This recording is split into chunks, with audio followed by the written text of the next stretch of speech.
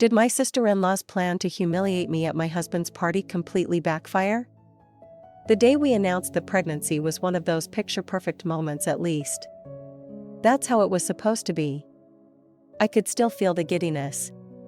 The way my heart skipped with excitement as my husband, Will, and I stood before a room filled with family and friends, sharing our joy and excitement with those closest to us. It was a crisp evening in late September, and the leaves were starting to turn, adding a golden hue to the air around us. The room was filled with laughter, love, and pride. For Will and me, it was a moment of pure, unfiltered happiness. But as I glanced around the room, there was one face that didn't match the sea of smiling expressions, the face of Will's sister, Amber. She was standing off to the side, glass in hand, lips pressed in a tight line, her eyes darting between us and the rest of the guests. I couldn't put my finger on why her reaction bothered me so much, but there was something unmistakably off in the way she looked at me, like I'd stolen something that belonged to her. Amber and I had always had a complicated relationship. From the very start, she hadn't made much of an effort to welcome me into the family. There were the subtle digs, the way she'd pass comments about my clothes, my work, and, most annoyingly, the way I didn't grow up in the same circle as them. I'd chalked it up to simple jealousy or perhaps sibling rivalry. But even with all her prickliness, I never expected her to be anything less than supportive about the news of her soon-to-be niece or nephew. So, seeing that look on her face that evening, like she was on the edge of something, left me uneasy. As the night went on, Amber kept her distance, watching me from across the room.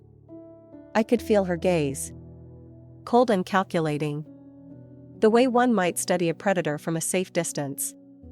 She exchanged hushed words with a couple of her friends who were there, both of whom shot me strange looks as if I were some uninvited guest at my own party.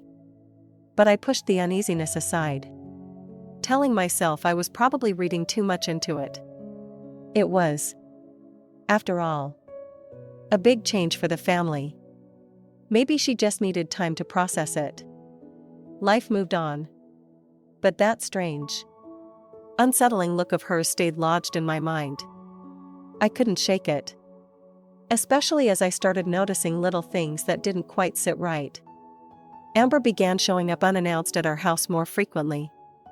She'd drop by with a forced smile, pretending to be interested in my pregnancy or offering unsolicited advice about things I hadn't even asked for. She'd talk over me, brush off my opinions, and often redirected the attention to herself. Each visit felt more and more like a performance, a means to assert some sort of invisible control. But I kept my mouth shut, telling myself I was just being paranoid. After all, she was family. Then, Will's birthday rolled around, and Amber took it upon herself to plan the entire party. She'd insisted, saying that I deserved a break with everything going on. Part of me wanted to decline, but Will looked so happy that his sister was taking an interest in something for once that I couldn't bring myself to object. Instead, I leaned into the opportunity to relax and focus on myself and the baby. The night of the party was beautiful. Amber had rented out a small, elegant hall decorated with white and silver balloons, soft golden lighting, and delicate floral arrangements. It was the kind of setup you'd see in a wedding magazine. Almost too perfect. Like she was trying to make a point. She fluttered around the room, orchestrating every detail, soaking up the compliments from friends and family. The pride in her eyes was unmistakable. And for a moment, I allowed myself to believe she was genuinely happy for us. Maybe I'd been wrong about her intentions. I thought, maybe she was just finally trying to make an effort to be part of our lives. But as the evening unfolded, I began to notice something unsettling. Every now and then, I'd catch snippets of hushed conversations between Amber and her friends, accompanied by sidelong glances in my direction and smirks that sent shivers down my spine. The laughter was a little too sharp. The smiles a little too strained. My instincts were screaming, warning me that something was off. But I brushed it aside, trying to focus on Will and the celebration of his special day. The last thing I wanted was to let Amber ruin it. Then, towards the end of the night, Amber took the microphone. She stood in the center of the room, a smug smile on her face, and started a speech, talking about Will, about family, about how much she adored her little brother. The room was silent, everyone listening intently as she spoke with an ease and charm that made me wonder if I'd misjudged her all along. And then she shifted her gaze to me. Amber's smile widened, but her eyes held a gleam of malice as she launched into a story about Will's poor taste in women. Thinly veiled as a joke, she chuckled, making sly remarks about how he'd always fallen for quirky girls who didn't exactly fit in with the family. She chuckled again, as if it were all in good fun, though every word felt like a razor blade slicing into my skin.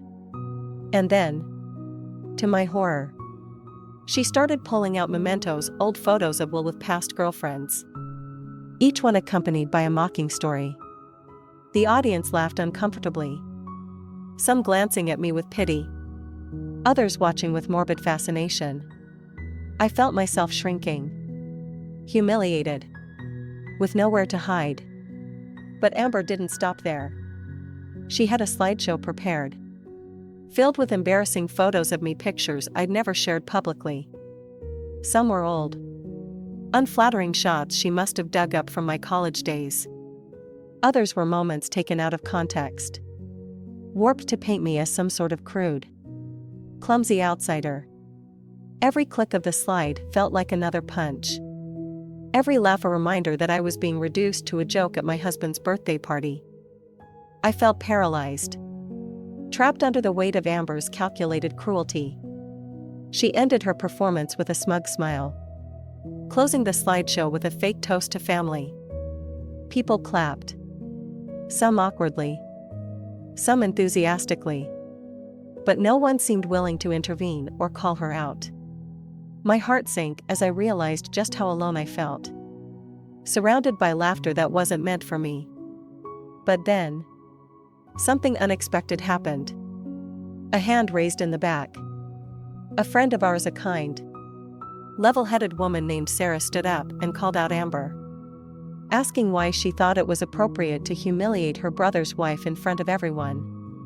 She pointed out the inappropriateness, the cruelty behind Amber's actions. Slowly, more voices chimed in, calling out the thin veneer of joking for what it really was. One by one, people began to realize just how toxic the performance had been. Faces turned from me to Amber, expressions of shock and disapproval spreading through the room. Amber tried to laugh it off, her face pale as she stammered out a flimsy excuse. But it was too late. The mood had shifted, and no one was buying her innocent act.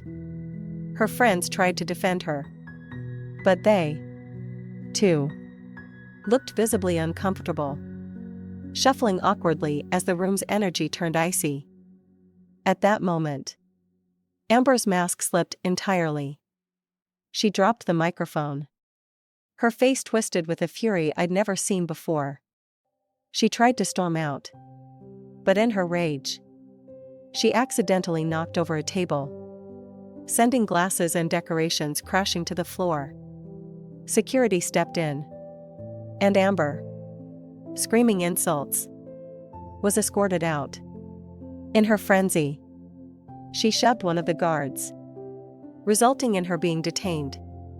The night took an even darker turn when, as she was escorted out, her husband finally lost his patience, telling her in front of everyone that he was done being a part of her twisted games. The announcement was met with gasps, but I could only watch in silence, exhausted and numb. By the end of the night, Amber was gone. And I was left to piece together the remnants of my pride. Will wrapped me in his arms, whispering apologies, promises, and reassurances. But even his comforting words couldn't fully erase the sting of what had happened. I knew that Amber's actions were born of her own insecurities and bitterness. Yet they left a scar, a reminder that some people will go to unimaginable lengths to bring others down. In the weeks that followed, Amber faced repercussions for her actions. Her husband filed for divorce, citing her manipulation and cruelty as reasons. She tried reaching out, sending messages filled with excuses and half-hearted apologies. But I ignored every single one. I wasn't interested in rekindling a relationship that had never truly been there. Looking back now, I realize that while Amber tried to humiliate me, she only managed to reveal her own pettiness and resentment. In her attempts to break me down, she'd torn down the carefully curated facade she'd spent so long building. I'd emerged from the ordeal stronger, more resilient, and more aware of who I wanted to keep close to me. That night, Amber's plan backfired spectacularly. And in the end, she had only herself to blame.